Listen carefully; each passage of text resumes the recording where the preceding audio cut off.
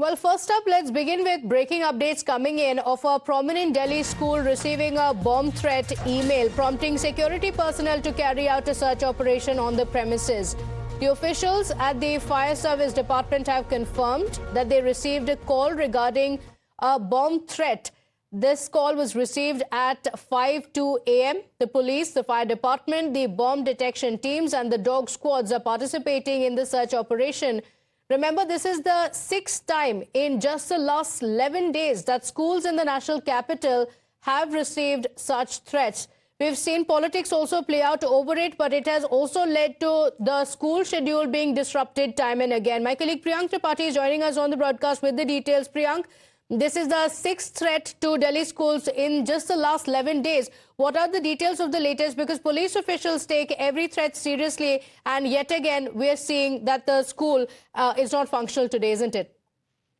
Yes, Sati Pratibha, and the school classes are shifted to online mode, although because of the GRAP 4, the schools were already working on hybrid mode, where the classes till second standard was being conducted online, and all those students who were participating, who were a part of the classes up to second standard, could either go to the school or they are attending classes online. But after this latest threat email, which was received late last night by the school, the SOP is being followed, and what we have got to know that nothing suspicious has been found because the agencies were alerted much before the school timing could have started around 6 o'clock. The school had also communicated the message to the parents that the school will be shifting to the online mode. But certainly this is creating a huge amount of panic, and what is very worrying is that so far Indian authorities have not been able to trace the origin of these mail. In the dozens of threat email which has been received by multiple prominent schools here in the national capital, what we have got to know that only one juvenile was questioned by the Delhi police because following to all the schools receiving email, his school did not receive an email and he by himself has sent the email. So that was an innocent act which was done by this particular student. That's why he was questioned and he was allowed to go. Now the basic fact is that since over the period of last 2.5 months, there have been more than 100 to 200 calls which has been received by the schools. But the trace of the email is not being found. It is being sent through VPN. The emails have been bouncing to several other countries, and what agencies are troubling that they have not been able to find out the exact source of this email, which is certainly very alarming.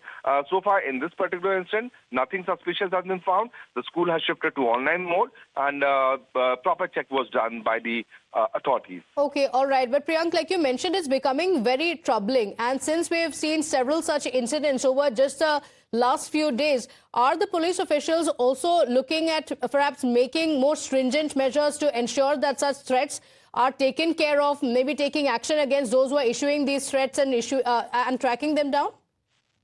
Pratibha, the SOP has changed a bit.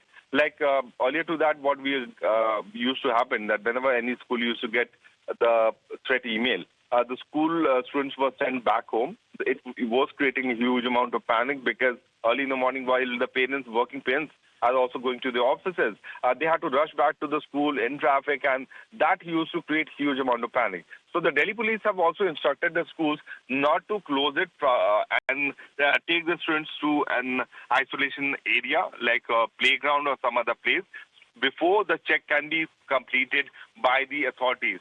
So now the schools have stopped sending their WhatsApp to the school if the school has already started operating or the email is received post 7 a.m. But if the email is received before that, then certainly early in the morning what we are getting to know, but by around 6:30 to 7, 6:30 to 7 o'clock, the message comes from the school that the student should not go to the school because of an unavoidable circumstances. So that is the only basic change which has happened so far after so many hoax calls being received by the school.